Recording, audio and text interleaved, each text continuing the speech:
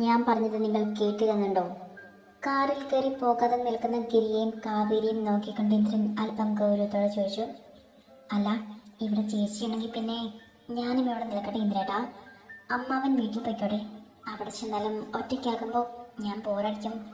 കാലം വയ്യാത്തത് കൊണ്ട് 2 ദിവസം എന്തായാലും കോളേജിലും പോകാൻ പറ്റില്ലല്ലോ. കാവേരി മുഖത്ത് സങ്കടം പരത്തി. ഇതിനു മുന്നേ നീ ഓടിച്ചാടി വീണിട്ടുണ്ടാകുമല്ലോ. അപ്പോഴൊക്കെ കേറി ഉണ്ടായിരുന്നോ നിന്റെ അടുത്ത്? ഇല്ലല്ലോ. അപ്പോ ഇപ്പോഴും വേണ്ട. അവന്റെ കടുത്ത സ്വരം കേട്ടതും കാവേരി നോക്കി കണ്ണ് കാണിച്ചു ഗിരി. അത് കണ്ട് അവൾക്ക് അമർഷം തോന്നിയെങ്കിലും സമ്മതം എന്നതുപോലെ ഒന്ന് തലകുലുക്കി. എന്നാ പിന്നെ ഞങ്ങൾ പോട്ടെ മോനെ. ഗിരി വരുത്തി തീർത്ത ചിരിയോടെ ഇന്ദ്രന്റെ മുഖത്തേക്ക് നോക്കിക്കൊണ്ട് ചോദിച്ചു. അതിനവനൊന്ന് മൂളിയതും ഗൗരി മൊത്തത്തിൽ നോക്കിക്കൊണ്ട് ഗിരി വണ്ടി മുന്നോട്ടെടുത്തു. നീ ഇനി ഇവിടെ ആരെ നോക്കി നിൽക്കുവോ? എന്തായാലും അകത്തേക്ക് പോകാം. അവർ പോയ വഴി നോക്കി എന്തോ ആലോചിച്ചാൽ നിൽക്കുന്ന ഗൗരിയുടെ കയ്യിൽ പിടിച്ച് തനിക്ക് നേരെ തിരിച്ചു നിർത്തിക്കൊണ്ട് ഇന്ദ്രൻ പറഞ്ഞത് കേൾക്കി അവൾ തല കുലുക്കിക്കൊണ്ട് പതിയെ മുന്നോട്ട് നടക്കാൻ തുടങ്ങി. ഇങ്ങോട്ട് നിന്നെ എടുത്തുകൊണ്ട് വരാമെങ്കിൽ അങ്ങോട്ടും കൊണ്ടുപോകാനും എനിക്കറിയാം. അതുകൊണ്ട് അവിടെ അടങ്ങി നിൽക്കാൻ നോക്ക്. മുന്നോട്ട് നടക്കാൻ തുടങ്ങിയ ഗൗരിയുടെ കയ്യിൽ പിടിച്ചുകൊണ്ട് ഇന്ദ്രൻ ഗൗരവത്തിൽ പറഞ്ഞു കേട്ടതും അവൾ മുഖമുയർത്തി അവനെ നോക്കി. അത് കണ്ടിട്ടും കാണാത്തതുപോലെ ഇന്ദ്രൻ ഗൗരവത്തിൽ തന്നെ അവളെ തന്റെ കൈകളിൽ കോരിയെടുത്തുകൊണ്ട് തന്നെ റൂമിലേക്ക് നടന്നു. ഹാളിൽ അവരെ തന്നെ നോക്കി മുത്തശ്ശിയും അപ്പശ്ശിയും നിൽക്കുന്നത് കണ്ടിട്ടും അവനവരെ ഗവനിച്ചില്ല. ഗൗരിക്കാണെങ്കിൽ ഇന്ദ്രന്റെ കയ്യിൽ കിടക്കുന്നതിന്റെ ചമ്മൽ നല്ലതുപോലെയുണ്ട്. അവൾ അവരെ നോക്കിയൊന്ന് ചിരിക്കാൻ ശ്രമിച്ചു. പരാജയപ്പെട്ടു. അതേ മുത്തശ്ശി കണ്ണുകൾ ചിമ്മി അടച്ചുകൊണ്ട് ഒന്നുമില്ലെന്നത് പോലെ പറഞ്ഞു. അവരൊക്കെ എന്ത് വിചാരിച്ചു കാണും? ഗൗരിയെ ശ്രദ്ധയുടെ ബെഡിൽ കിടത്തി ഇന്ദ്രൻ പതിയെ ഉയരുമ്പോഴാണ് ഗൗരി പതിയെ പറഞ്ഞത്. പക്ഷെ അത് കേട്ടിട്ടും ഒന്നും മനസ്സിലാക്കാത്തത് കൊണ്ട് ഇന്ദ്രൻ അവളെ ചോദ്യഭാവത്തോടെ നോക്കി. ഞാൻ ഹാളിലുണ്ടായിരുന്ന മുത്തശ്ശിയുടെയും അപ്പശ്ശിയുടെയും കാര്യമാണ് പറഞ്ഞത്. അവരുടെ മുന്നിലൂടെ എന്നെ ഇങ്ങനെ എടുത്തുകൊണ്ട് വന്നപ്പോൾ അവർ എന്ത് വിചാരിച്ച് കാണും? ഇതൊക്കെ ഒന്ന് ആലോചിച്ചുകൂടെ ഇന്ദ്രേട്ടന്? ഗൗരി അല്പം പരിഭവത്തോടെ അവന്റെ മുഖത്തേക്ക് നോക്കിക്കൊണ്ട് പറഞ്ഞു. എന്റെ ഭാര്യ എടുത്തുകൊണ്ട് വരുന്നതിന് എനിക്കാടെ സമ്മതമാണ് വേണ്ടത്. അവളെ നിരൂക്ഷമായി നോക്കിക്കൊണ്ട് ഇന്ദ്രൻ ചോദിച്ചു കേട്ടതും ഗൗരി പിന്നൊന്നും മിണ്ടാൻ നിന്നില്ല. വേദന എങ്ങനെയുണ്ട് നിനക്ക്? ഗൗരിയുടെ സാരി കാലിൽ നിന്നും അല്പം മുകളിലേക്ക് ഉയർത്തി വെച്ചുകൊണ്ട് അവളുടെ കാൽപാദത്തിൽ മെല്ലെ തടവിക്കൊണ്ട് ഇന്ദ്രൻ ശാന്തമായി ചോദിച്ചു. നേരത്തെക്കാൾ നല്ല കുറവുണ്ട്. അത് പറയുമ്പോൾ ഗൗരി അവനെ നോക്കാൻ പറ്റാത്ത രീതിയിൽ ചുവന്നു പോയിരുന്നു. അവന് കൗതുകം തോന്നി അവളുടെ ആ ഭാവത്തിൽ. ഇങ്ങനെയൊന്നും പരിചയമുള്ളതല്ല. എന്തിനാ ഇങ്ങനെ നോക്കുന്നത്? ഇന്ദ്രന്റെ വെറും ഒരു നോട്ടത്തിൽ തന്നെ ചുവന്ന് കയറുന്ന തന്റെ മുഖം തിരിച്ചറിഞ്ഞു എന്നതുപോലെ ഗൗരി തന്റെ മുഖം കുറിച്ച് പിടിച്ചുകൊണ്ട് പതിയെ ചോദിച്ചു. ഞാൻ നോക്കുമ്പോൾ മാത്രം ഒരുക്കി പോകാൻ പറ്റുന്ന എന്തെങ്കിലും ഉണ്ടോ നിന്റെ കയ്യിൽ? അവൻ അവളുടെ മുഖത്തേക്ക് മുഖം അടുപ്പിച്ചുകൊണ്ട് വളരെ പതിഞ്ഞ സ്വരത്തിൽ ചോദിച്ചു. ഇന്ദ്രന്റെ മറുപടിയൊന്നും കൊടുക്കാൻ പറ്റാത്ത അവൾ പരവശത്തിൽ മുഖം തിരിച്ചു കളഞ്ഞു. ആ നോട്ടം താങ്ങാൻ വയ്യാത്തതുപോലെ എന്തായിരിക്കും കാണാം. അവൾ ആലോചനയോടെ അങ്ങനെ ഇരുന്നു. ഞാൻ ചോദിച്ചതിന് മറുപടി തന്നില്ല നീ. ഇന്ദ്രന്റെ ശബ്ദമാണ് ആലോചനയിൽ നിന്നും ഗൗരി പുറത്തേക്ക് കൊണ്ടുവന്നത്. അവൾ സംശയത്തോടെ അവന്റെ മുഖത്തേക്ക് നോക്കുമ്പോൾ ഇന്ദ്രന്റെ മുഖം ഗൗരവത്തിലാണ്. അതോടെ എന്തോ സീരിയസ് കാര്യമാണ് ഇന്ദ്രൻ സംസാരിച്ചതെന്ന് അവൾക്ക് മനസ്സിലായി. പക്ഷെ അത് എന്താണ്? അവൾ ആലോചനയോടെ അങ്ങനെയിരുന്നു.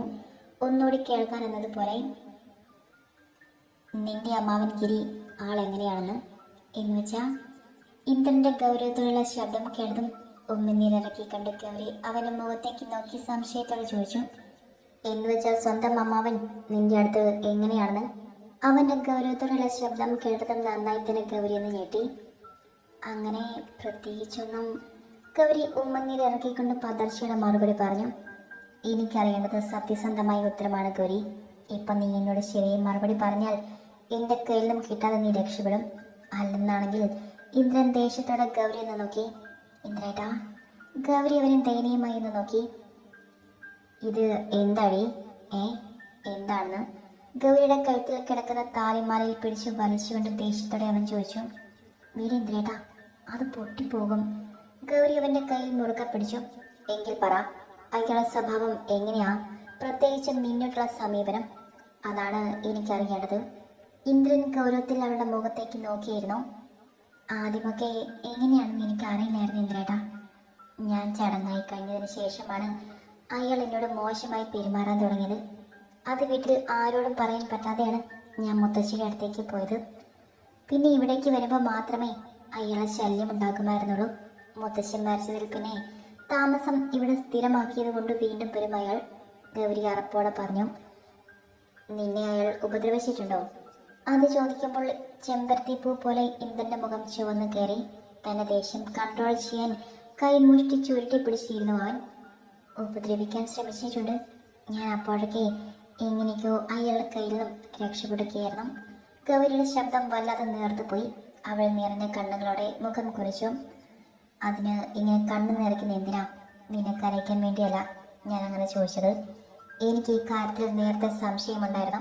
അതൊന്ന് ക്ലിയർ ചെയ്യണമെന്നുണ്ടായിരുന്നു. ഇന്ദ്രൻ ഗൗരവത്തോടെ പറഞ്ഞു.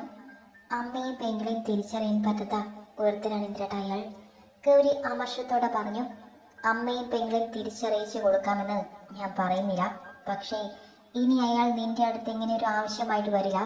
അതിനെന്താ വേണ്ടതെന്ന് എനിക്കറിയാം. ഇന്ദ്രൻ അവളുടെ വലത് കൈ തന്റെ കയ്യിൽ ഒതുക്കി പിടിച്ചുകൊണ്ട് ആർദ്രമായി പറഞ്ഞു. അത് കേട്ടതും നിറഞ്ഞ കണ്ണുകളോടെ അവൾ മനോഹരമായി ഒന്ന് പുഞ്ചിരിച്ചു. എവിടേക്ക് ഇന്ദ്രേട്ടാ എന്നെ കൊണ്ടുപോകുന്നത്? രാത്രി ഒരു 11 മണിയായപ്പോൾ പുറത്തേക്ക് പോകാമെന്നും പറഞ്ഞ് അവളുടെ മറുപടി പോലും കേൾക്കാതെ ഗൗരിയും എടുത്ത് താഴേക്കുള്ള സ്റ്റെപ്പ് ഇറങ്ങുമ്പോൾ ഗൗരി ഒന്നോടെ ചോദിച്ചു നോക്കി. ഇത്ര നേരം ചോദിച്ചിട്ടും അതിനുള്ള ഉത്തരം തരാത്തത് കൊണ്ട് ഇപ്പോഴും അവനൊന്നും പറയില്ല എന്ന് അവൾക്കറിയാം. ഇങ്ങനെ ചോദിച്ചതേയുള്ളൂ. ഗൗരിയും കൊണ്ട് ഇന്ദ്രൻ താഴേക്കിറങ്ങുമ്പോൾ അവിടെയെങ്ങും ആരുമില്ലായിരുന്നു. രാത്രിയായതുകൊണ്ട് എല്ലാവരും ഉറങ്ങിയിരുന്നു. അവളെയും കൊണ്ട് പുറത്തിറങ്ങി വാതിൽ അടച്ചു പൂട്ടി കാറിലേക്ക് കയറ്റിയവളെ. സംശയത്തോടെ തന്നെ നോക്കുന്ന ഗൗരിയെ പാടെ അവഗണിച്ചു ഡ്രൈവിംഗ് സീറ്റിൽ കയറിയിരുന്നു ഇന്ദ്രൻ. ഇന്ദ്രേട്ടൻ എന്തൊന്നും പറയാത്തത്? ഇന്ദ്രന്റെ മൗനം ഗൗരിയെ കുറിച്ചൊന്നുമല്ല അലോസരപ്പെടുത്തിയത്. ഒരു 10 മിനിറ്റിന്റെ കാര്യമുള്ളൂ. അത് കഴിയുമ്പോൾ തന്നെ നിനക്ക് മനസ്സിലാക്കാൻ പറ്റും. ഇന്ദ്രൻ ഗൗരവത്തോടെ പറഞ്ഞു കേട്ടതും പിന്നെ ഗൗരി ഒന്നും മിണ്ടിയില്ല. അവർ സഞ്ചരിച്ച വാഹനം തന്റെ വീടിന്റെ വഴിയിലേക്ക് തിരിഞ്ഞതും ഗൗരി സംശയത്തോടെ അവനെ നോക്കി. ഇതെന്താ ഇന്ദ്രേട്ടാ എന്റെ വീട്ടിലേക്ക് പോകുന്നത്? നീ ഇങ്ങോട്ട് ഇറങ്ങാൻ നോക്ക് ഗൗരി. അവളുടെ വീടിന് മുന്നിൽ എത്തിയതും ഇന്ദ്രൻ അവളുടെ കയ്യിൽ പിടിച്ചുകൊണ്ട് ഗൗരവത്തോടെ പറഞ്ഞു. ഗൗരവത്തോടെയുള്ള അവന്റെ മുഖം ചുവന്ന് തോടുത്ത ഗൗരി അമ്പരപ്പോടെ നോക്കി. ഗൗരിയെ സൂക്ഷിച്ച് കാറിൽ നിന്നും പുറത്തേക്കിറങ്ങിയ ഇന്ദ്രൻ അവളെ സീറ്റ് ഔട്ടിലായി ഇരുത്തിയതിനു ശേഷം കോളിംഗ് ബെല്ലടിച്ച് കാത്തുനിന്നു. ആള് വരുന്നത് വരെ ആ ക്ഷമയുടെ പുറത്ത് കാത്തുനിന്നു. കുറച്ചു സമയം കഴിഞ്ഞതിന് ശേഷം വാതിൽ തുറന്നത് ഇന്ദ്രൻ അത് കണ്ടതും ഭാഗത്തേക്ക് അമർഷത്തോടെ നോക്കി. അപ്പോഴേക്കും കാവേരിയും ബാലചന്ദ്രനും തുളസിയും പുറത്തേക്ക് ഇറങ്ങിയിരുന്നു. പിന്നാലെ തന്നെ രമയും ഗിരിയും ഉണ്ടായിരുന്നു. എന്താ ഇന്ദ്ര ഈ രാത്രി തന്നെ? എന്തെങ്കിലും അത്യാവശ്യമുണ്ടോ? ഗൗരിമൾക്ക് വല്ലതും പറ്റിയോ? ബാലചന്ദ്രൻ അവനെ കണ്ട ഉടനെ വെപ്രാളത്തോടെ പുറത്തേക്ക് ഇറങ്ങി ചോദിക്കുമ്പോഴാണ് സിറ്റ് ഔട്ടിലായി ഇരിക്കുന്ന ഗൗരി അയാൾ കണ്ടത്. അത് കണ്ടതും സമാധാനത്തോടെ ഒരു ദീർഘശ്വാസം അയാൾ നിന്നും പുറത്തേക്ക് വരുന്നത് ശ്രദ്ധിച്ച ഇന്ദ്രൻ ഒരു പുച്ഛത്തോടെ ചിരിച്ചു. അവൾക്ക് തൽക്കാലം കുഴപ്പമൊന്നുമില്ല എന്ന് അമ്മായിസിന് മനസ്സിലായില്ലേ?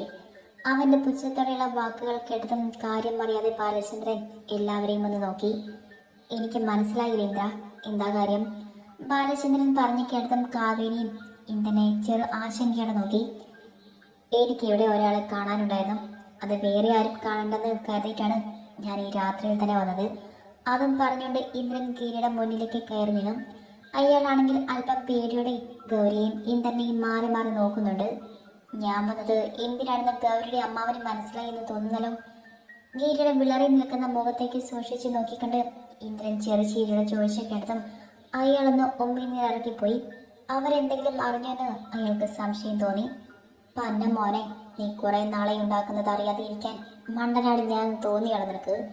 നിമിഷ നേരം കൊണ്ട് ഇന്ദ്രന്റെ ഭാവം മാറി മറിഞ്ഞത് കണ്ടതും അത്രയും നേരം ഇതെല്ലാം കണ്ടിരുന്ന ഗൗരി ചാടി എഴുന്നേറ്റ് പോയി. ഗിരിയുടെ ഷർട്ടിന്റെ കോളറിൽ പിടിച്ച് വലിച്ച് അവനെ പുറത്തേക്ക് ഇറക്കിക്കൊണ്ട് അവനെ കത്തുന്ന കണ്ണുകളോടെ നോക്കി. വീട്ടിൽ കയറി വന്ന അനാവശ്യം കാണിക്കുന്നു ഇന്ദ്ര. ഗിരിയെ പിടിച്ചിരിക്കുന്ന ഇന്ദ്രന്റെ കൈ വിടുവിക്കാൻ ശ്രമിച്ചുകൊണ്ട് ബാലചന്ദ്രൻ അമർഷത്തോടെ ചോദിച്ചു കേട്ടതും ഇന്ദ്രൻ അയാളെ പുറകിലേക്ക് തള്ളി നീക്കി. ഇവിടെ നടക്കുന്നത് കണ്ടും കേട്ടും ഇരിക്കാൻ പറ്റുന്നില്ലെങ്കിൽ പറഞ്ഞാൽ മതി. എല്ലാത്തിനെയും മുറിയിൽ അടിച്ച് കൂട്ടിയിടും ഞാൻ. മര്യാദയ്ക്ക് അവിടെ മാറി നിന്നോണം. എൻ്റെ കൈക്ക് പണി ഉണ്ടാക്കാതെ.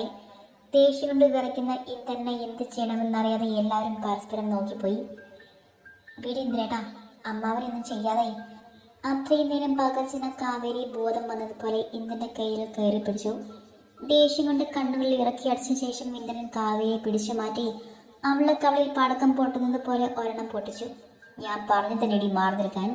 ഇനി ഇങ്ങോട്ട് കയറി വന്നാൽ നിന്നെ തല അടിച്ച് പൊട്ടിക്കാനും ഞാൻ മടിക്കില്ല. ഇന്ദ്രൻ പറഞ്ഞു കേട്ടതും കാവേരി തന്റെ കവിളിൽ കൈ വെച്ചുകൊണ്ട് പുറകിലേക്ക് നീങ്ങി അനുസരണയുടെ തല കുലുക്കി. ഇനി പറ, തന്റെ പ്രശ്നം എന്താണെന്ന്. അതും ഇത്രയും പേരുടെ മുന്നിൽ വെച്ച് തന്നെ താൻ പറയണം.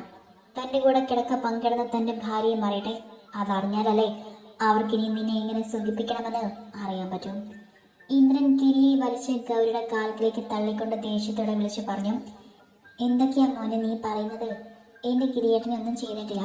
മോൻ എന്തെങ്കിലും തെറ്റിദ്ധാരണ വന്നതായിരിക്കും. ഇതെല്ലാം നോക്കുന്ന രമ കരച്ചിലോടെ താഴെ കിടക്കുന്ന ഗിരിയെ എഴുന്നേൽപ്പിക്കാൻ ശ്രമിച്ചുകൊണ്ട് പറഞ്ഞു. അങ്ങോട്ട് മാറി നിൽക്കുന്നതാളെ. എന്റെ സകല നിയന്ത്രണം വിട്ടു നിൽക്കുകയാണ്. ആരൊക്കെ എടുത്തിട്ട് അടിക്കുമെന്ന് എനിക്ക് ഉറപ്പ് പറയാൻ പറ്റില്ല. ഇന്ദ്രന്റെ മുഖത്ത് നിറഞ്ഞു നിൽക്കുന്ന ദേഷ്യം കണ്ടതും രമ പതിയെ ഗിരിയെ എഴുന്നേൽപ്പിച്ചുകൊണ്ട് പുറകിലേക്ക് നീങ്ങി നിന്നു. നിന്നോട് പറഞ്ഞത് കേട്ടില്ലേ? നിനക്ക് എന്താണ് പ്രശ്നമെന്ന് എന്നോട് പറയാൻ. പരിഹരിക്കാൻ പറ്റുന്നതാണെങ്കിൽ ഞാൻ ഉറപ്പായിട്ടും പരിഹാരം കണ്ടെത്തി തരാം. പക്ഷെ എന്നോട് പറയുന്നതെല്ലാം സത്യമായിരിക്കണം. അത് അങ്ങനെയല്ല എന്ന് തോന്നിയാൽ പിന്നെ നീ ഭൂമിക്ക് മുകളിൽ ജീവനോടെ കാണില്ല. ഇന്ദ്രന്റെ രൂക്ഷമായ നോട്ടം താങ്ങാൻ പറ്റാതെ ഗിരി ദയനീയമായി ഗൗരിയൊന്ന് നോക്കിപ്പോയി. ചുറ്റും നിൽക്കുന്നവരെയെല്ലാം വല്ലായ്മയോടെ നോക്കി നിൽക്കുകയാണ് ഗൗരി. അപ്പോൾ ഗൗരി, ഇന്ദ്രന്റെ അലർച്ചയാണ് അവളെ ചുറ്റും നോക്കുന്നതിൽ നിന്നും ശ്രദ്ധ തിരിച്ചത്. ആ ഇന്ദ്രേട്ടാ. അവൾ വേഗം അവന്റെ അടുത്തേക്ക് വന്നു. അടിക്കടി നിന്നോട് ഇവൻ എന്തൊക്കെയാണ് കാണിച്ചെന്ന് ഈ കൂടി നിൽക്കുന്നവരോട് ഇവൻ തന്നെ പറയണം. ഇല്ലെങ്കിൽ നിനക്കായിരിക്കും എൻ്റെ കയ്യിൽ നിന്ന് കിട്ടാൻ പോകുന്നത്. വേഗം. അവളെ ഉറ്റി നോക്കിക്കൊണ്ട് ഇന്ദ്രൻ പറഞ്ഞ കേട്ടതും ഗൗരി ഒന്ന് ഞെട്ടി. ഞാൻ ഇന്ദ്രേട്ടാ. അവൾ പരിഭ്രമത്തോടെ ഇന്ദ്രന്റെ കയ്യിൽ അമർത്തി പിടിച്ചുകൊണ്ട് വിളിച്ചു. നിന്നോടല്ലേ ഗൗരി ഇയാള് ഇതൊക്കെ കാണിച്ചത്? അപ്പോ അതിന് മറുപടി കൊടുക്കേണ്ടതും നീയല്ലേ? ഇനി ഒരിക്കലും നിന്റെ നേരെ കൈ ഉയർത്താൻ ഇയാൾക്ക് ധൈര്യമുണ്ടാവരുത്. നിന്റെ കൂടെ ഞാനില്ലേ? ഇന്ദ്രൻ ആർദ്രമായ സ്വരത്തിൽ ഗൗരിയുടെ രണ്ട് കവിളിലും പിടിച്ച് തന്നിലേക്ക് അടുപ്പിച്ചുകൊണ്ട് പറഞ്ഞു കേട്ടതും അവളുടെ കണ്ണുകൾ ചെറുതായി നിറഞ്ഞു. കണ്ണുകൾ ഒന്ന് അടിച്ചു തുറന്നുകൊണ്ട് ഗൗരി ശക്തിയോടെ തന്റെ മുന്നിൽ പേടിയോടെ നിൽക്കുന്ന ഗിരിയുടെ കവിളിൽ ആഞ്ഞടിച്ചു. ഗൗരി! അത് കണ്ടുകൊണ്ടെന്ന ബാലചന്ദ്രൻ അവളെ ദേഷ്യത്തോടെ വിളിച്ചു. ഗൗരി തന്നെയാണ്. അതിന് അമ്മായിപ്പന് സംശയമൊന്നും വേണ്ട. പിന്നെ ഇവിടെ നടക്കുന്ന കലാപരിപാടി ഇടയ്ക്കെങ്ങാനും കയറിയിൽ ഇവളുടെ അച്ഛനാണ്, അമ്മയാണ്, അനിയത്തിയാണെന്നൊന്നും ഞാൻ നോക്കില്ല. അവിടെ മിണ്ടാതെ നിൽക്കാൻ പറ്റുമെങ്കിൽ മാത്രം നിൽക്കാം. ബാലചന്ദ്രൻ നേരെ കത്തുന്ന ഒരു നോട്ടം നോക്കിക്കൊണ്ട് ഇന്ദ്രൻ പറഞ്ഞു കേട്ടതും അയാൾ വല്ലായ്മയുടെ തന്റെ ഭാര്യയും മകളെയും നോക്കി. ഇന്ദ്രൻ അടിച്ച കവളിൽ പിടിച്ചുകൊണ്ട് കാവേരി അപ്പോഴും ചുമരിൽ ചാരി നിൽക്കുകയാണ്. തലയ്ക്കകത്തുള്ള കറക്കം ഇതുവരെയും മാറിയിട്ടില്ല. മോളെ പോലെ കാണേണ്ടിരുന്ന ഇനി താൻ എങ്ങനെയാണ് കണ്ടത്? പറ. നിങ്ങൾ തന്നെ അത് പറഞ്ഞില്ലെങ്കിൽ പിന്നെ കിട്ടാൻ പോകുന്നതെന്നും ഞാൻ ഉത്തരവാദിയല്ല. ഗിരിയുടെ കോടതി പിടിച്ച് ദേഷ്യത്തോടെ ഗൗരി ചോദിച്ച കേട്ടതും ഗിരി ചുറ്റും നിൽക്കുന്നവരെ ദയനീയമായി ഒന്ന് നോക്കി. ഇങ്ങനെ ചോദിച്ചാൽ അവരെങ്ങനെ മറുപടി പറയും ഗൗരി? ഇത്തിരി കൂടെ ദേഷ്യത്തിൽ ചോദിക്കുക. ഗൗരിയെ നോക്കി ചെറിയ ചീനിയോടെ പറഞ്ഞുകൊണ്ട് ഇന്ദ്രൻ അവിടെ കിടന്ന ചെയറിലായിട്ട് കയറിയിരുന്നു. അതും പറഞ്ഞതും ഗൗരി ദയനീയമായി അവനെ നോക്കി. ഞാൻ കൂടെ ഉണ്ടെന്ന് പറഞ്ഞില്ലേടി, പിന്നെ എന്തിനാ ഒരു പേടി? ഇതങ്ങോട്ട് പിടിക്കും. എന്നിട്ട് ചോദിക്കേണ്ടതുപോലെ ചോദിക്കേ. തന്റെ ഇടുപ്പിലിരുന്ന ചെറിയ കത്തിയെടുത്ത് ഗൗരിക്ക് നേരെ നീട്ടിക്കൊണ്ട് ഇന്ദ്രൻ പറഞ്ഞത് കേൾക്കി ഗിരി ഞെട്ടിക്കൊണ്ട് അവനെ നോക്കി. ഇന്ദ്രന്റെ കയ്യിൽ നിന്നും ആ കത്തി വാങ്ങാൻ ഗൗരി അല്പം ഒന്ന് മടിച്ചത് കണ്ടതും ഇന്ദ്രൻ അവളെ നോക്കി പേടിപ്പിച്ചു. അത് കണ്ടതും വേഗത്തിൽ തന്നെ ഗൗരി അവന്റെ കയ്യിൽ നിന്നും ആ കത്തി വാങ്ങി ഗിരിയുടെ നേരെ തിരിഞ്ഞു. മോളെ വേണ്ട. ഗൗരിയുടെ മുഖഭാവം കണ്ടതും ഗിരി അല്പം പേടിയോടെ പറഞ്ഞു. അവന്റെ കണ്ണുകൾ മുഴുവനും ഗൗരിയുടെ കയ്യിലിരിക്കുന്ന മോർച്ചയുള്ള കത്തിയിലായിരുന്നു. മോളോ? ആരുടെ മോള്? എന്നിട്ടാണോ താൻ എന്നോട് അതിരിട്ട് പെരുമാറിയത്? ഗിരി തന്നെ മോളെ എന്ന് വിളിച്ച കേട്ടതും ഗൗരി കത്തി അവന്റെ കയ്യിലായി ആഞ്ഞു വരഞ്ഞുകൊണ്ട് ദേഷ്യത്തോടെ ചോദിച്ചു. ഞെട്ടിൽ നിന്നും വേദനയുടെ ഗിരി ചോര ഒഴുകുന്ന തന്റെ കയ്യിൽ അമർത്തി പിടിച്ചുകൊണ്ട് ഗൗരി ദയനീയമായി നോക്കി. അപ്പോഴും അവിടെ നടക്കുന്ന കാര്യങ്ങളൊന്നും അറിയാതെ ഗൗരി ചെയ്തത് കണ്ട് പകച്ചു നിൽക്കുകയാണ് എല്ലാവരും. താൻ കേട്ടില്ലേ ഇന്ദ്രൻ പറഞ്ഞത്? അതുകൊണ്ട് എന്നോട് കാണിച്ചത് എന്തൊക്കെയാണെന്ന് പറയാൻ നോക്ക്. ഇല്ലെങ്കിൽ എന്റെ കൈ കൊണ്ട് തന്നെ കൊല്ലാൻ പോലും ഞാൻ മടിക്കില്ല. ഗിരിക്ക് നേരെ കത്ത് ഉയർത്തിക്കൊണ്ട് പറയുന്ന ഗൗരിയെ ഉമ്മിന്നിറക്കിക്കൊണ്ട് നോക്കി. അവൾ അതും ചെയ്യാൻ മടിക്കരുന്ന് ഗിരിക്ക് തോന്നി. എന്നോട് എല്ലാവരും ക്ഷമിക്കണം. ചെയ്യാൻ പാടില്ലാത്തതാണ് ഞാൻ ഗൗരിയോട് ചെയ്തത്. ആരെയും മുഖം ഉയർത്തി നോക്കാൻ പറ്റാത്ത രീതിയിൽ അയാളുടെ മുഖം താഴ്ന്നു പോയെങ്കിലും ഗൗരിയോടുള്ള അവന്റെ പക ആ കണ്ണുകളിൽ നിറഞ്ഞു നിന്നിരുന്നു. അങ്ങനെ എവിടെയും തുടർന്ന് പറഞ്ഞാൽ പോരല്ലോ. ഇവിടെ നിൽക്കുന്ന എല്ലാവർക്കും കാര്യം എന്താണെന്ന് വ്യക്തമായി ബോധ്യമാവട്ടെ. തൊടയിൽ താളം തട്ടിക്കൊണ്ട് ഇന്ദ്രൻ ഗൗരവത്തിൽ പറഞ്ഞു കേട്ടതും ഗിരി ഒരു ദീർഘശ്വാസം എടുത്തു. തെറ്റുപറ്റിയെന്ന രീതിയിൽ പറഞ്ഞ് എല്ലാവരുടെയും കാലിൽ വീഴാം. എന്തൊക്കെയാണെങ്കിലും തന്നോട് ക്ഷമിക്കാതിരിക്കില്ല. ഞൊടിയിടം നേരം കൊണ്ട് ഗിരി മനസ്സിലോർത്തു. പിന്നെ ദയനീയമായി ബാലചന്ദ്രനെയും തുളസിയെയും നോക്കി. ഗൗരിയോട് എനിക്ക് പണ്ട് മുതലേ ഒരു അടുപ്പം തോന്നിയിരുന്നു. അവൾ വളർന്നു വരുന്നതനുസരിച്ച് എൻ്റെ മനോവിചാരം കൂടിക്കൊണ്ടിരുന്നു. എങ്ങനെയെങ്കിലും അവളെ സ്വന്തമാക്കണമെന്നത് എനിക്കൊരു ലഹരി പോലെയായിരുന്നു.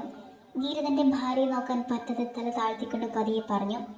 അത് കേട്ടതും അവർ നിലവിളിയോടെ ചുമരിലേക്ക് ചാഞ്ഞിരുന്നു പോയി. അത് കാണുന്നതും ഞെട്ടിൽ നിന്നും പുറത്തു വന്ന തുളസി അവരെ അടക്കി പിടിച്ചു. നായേ, മോളെ പോലെ കാണേണ്ട കൊച്ചിനെ നീ!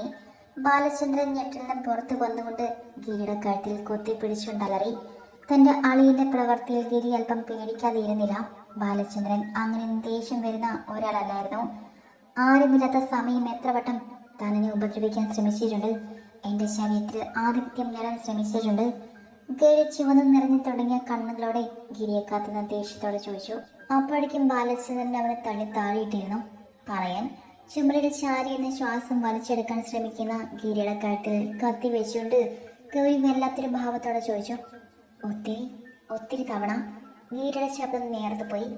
പാമ്പിനാണല്ലോ ദൈവമേ ഞാൻ പാല് കൊടുത്ത് വളർത്തിയത്. എന്നാലും താൻ എന്നോട് ഇങ്ങനെ ചെയ്യുമെന്ന് ഞാൻ കരുതിയില്ല. നമ്മുടെ ഗൗരി അങ്ങനെ കാണാൻ തനിക്ക് എങ്ങനെ പറ്റിയടോ? ബാലചന്ദ്രൻ സങ്കടത്തോടെ തന്റെ തലയിൽ അമർത്തി പിടിച്ചുകൊണ്ട് ചോദിച്ചു. അതിന് ഗിരിക്ക് ഉത്തരമൊന്നും പറയാനില്ലായിരുന്നു. എങ്ങനെയെങ്കിലും ഇന്നിന്റെ കയ്യിൽ നിന്നും രക്ഷപ്പെടണം എന്ന ഒരൊറ്റ ഉദ്ദേശം മാത്രമേ ഗിരിക്ക് അപ്പോൾ ഉണ്ടായിരുന്നുള്ളൂ. താൻ ജീവിച്ചിരിക്കുന്നേക്കാൾ നല്ലത് മരിക്കുന്നത് തന്നെയാണ്. നിന്നെപ്പോലുള്ളവർക്ക് ജീവിക്കാൻ ഒരർഹതയുമില്ല. ഇതെല്ലാം കേട്ടുകൊണ്ട് രമ തന്റെ കഴുത്തിൽ കിടന്ന താലി വലിച്ചു പൊട്ടിച്ച് ഗിരിയുടെ നേർക്ക് എറിഞ്ഞു. അതരക്ക് അറിഞ്ഞോണ്ട് പറഞ്ഞു. രമേ! അവളെ പ്രവർത്തി കണ്ട് ബാലചന്ദ്രൻ ഞെട്ടലോടെ തന്റെ സഹോദരിയെ വിളിച്ചു. ഇത്രയൊക്കെ ചെയ്ത ഇയാളെ വീണ്ടും മനസ്സിലിട്ട് നടക്കാൻ ഞാൻ അത്രയ്ക്ക് ക്രൂരൊന്നും ഏട്ടാ. ഏട്ടന്റെ മകളായിരുന്നെങ്കിലും ഗൗരി ഞാൻ എന്റെ സ്വന്തം മകളായിട്ടേ കണ്ടിട്ടുള്ളൂ. അവളോട് ഇയാൾ ഇതൊക്കെ ചെയ്തത് ഞാൻ അറിഞ്ഞില്ലല്ലോ ഏട്ടാ. രമ അതും പറഞ്ഞ് മുഖം പൊത്തിക്കറിഞ്ഞു. നിങ്ങളുടെ നാടകമെല്ലാം കഴിഞ്ഞെങ്കിൽ ഇനി എനിക്ക് ചെയ്യാനുള്ളതൊക്കെ ഞാൻ ചെയ്യട്ടെ. അതുവരെ എന്റെ ഗൗരി അങ്ങോട്ട് മാറി നിൽക്ക്. എന്തായാലും നിനക്കിപ്പോ അല്പം ആശ്വാസം തോന്നിയല്ലോ. ഇന്ദ്രൻ ഗൗരവത്തിൽ പറഞ്ഞുകൊണ്ട് ഗൗരിയുടെ കയ്യിലും കത്തി വാങ്ങി തന്റെ അടുത്തേക്ക് അവളെ നീക്കി നിർത്തിക്കൊണ്ട് ചോദിച്ചു. അതിന് ഗൗരി അവനെ നോക്കി ചെറുതായി ഒന്ന് പുഞ്ചിരിച്ചു. അപ്പോ എന്റെ ഭാര്യ ഉപദ്രവിക്കാൻ ശ്രമിച്ചതിന് ഈ ഇന്ദ്രന്റെ കയ്യിൽ നിന്നും തനിക്ക് സമ്മാനം വേണ്ട ഗിരി? തന്റെ കയ്യിലിരിക്കുന്ന കത്തിയുടെ മോർച്ച ഒന്ന് നോക്കി ക്രൂരമായ ഒരു ചിരിയോടെ ഇന്ദ്രൻ ചോദിച്ചു കേട്ടതും ഗിരി ഉമ്മനീരിറക്കിക്കൊണ്ട് ചുറ്റും ഒന്ന് നോക്കി. തന്നെ രക്ഷപ്പെടുത്താൻ ആരെങ്കിലും ഉണ്ടോ എന്ന് അറിയാൻ വേണ്ടി. പക്ഷെ അവിടെ ആരെയും കാണാതെ വന്നതും അയാളുടെ ഉള്ളിൽ ഒരു വെപ്രാളം ഉടലെടുത്തു. ഇന്ദ്ര, ഞാൻ ഒന്നും ചെയ്യില്ല. ഈ തവണ എന്നോട് ക്ഷമിക്കണം. ഗൗരിയുടെ മുൻപിൽ പോലും ഞാനിനി വരില്ല. ഇന്ദ്രന് നേരെ കൂപ്പ് കൈകളോടെ ഗിരി കീഴ് പറഞ്ഞു കേട്ടതും അവൻ പുച്ഛത്തോടെ ഒന്ന് ചിരിച്ചു. അങ്ങനെ എൻ്റെ പെണ്ണിനെ മോശമായി കണ്ട നിന്നെ ഞാൻ വെറുതെ വിടുമെന്ന് തോന്നുന്നുണ്ടോ ഗിരി? ഇവളുടെ കഴുത്തിൽ പിന്നെ ഞാൻ താഴെ കിട്ടിയതിന് എന്താണ് അർത്ഥം? ഗിരിയെ തറയിൽ നിന്നും വലിച്ചു പോക്കിക്കൊണ്ട് ഇന്ദ്രൻ കടുത്ത സ്വരത്തിൽ ചോദിച്ചു കേട്ടതും ഗിരി അവനെ പുറകിലേക്കൊന്ന് തള്ളിക്കൊണ്ട് ആ ഈരെടുത്ത് പുറത്തേക്ക് ഇറങ്ങി ഓടി. പക്ഷെ അവന്റെ പുറകെ ഓടാതെ അത് നോക്കി ഒരു ചിരിയോടെ ഇന്ദ്രൻ അങ്ങനെ നിന്നതേയുള്ളൂ. ഇന്ദ്രേട്ടാ, അയാൾ? ഗിരി ഓടുന്ന കണ്ടതും ഗൗരി അല്പം പേടിയോടെ ഇന്ദ്രനോട് ചോദിച്ചു. എന്റെ മുന്നിൽ വരാതെ രക്ഷപ്പെടുന്നെങ്കിൽ രക്ഷപ്പെട്ട ഭാര്യയെ എന്റെ കയ്യിൽ കിട്ടിയാൽ പിന്നെ അവനൊരു ജീവിതം ഉണ്ടാകില്ല. കൗശലത്തോടെ ഇന്ദ്രൻ പറഞ്ഞു കേട്ടതും ഗൗരി മനസ്സിലാകാതെ അവനെ നോക്കി നിന്നു.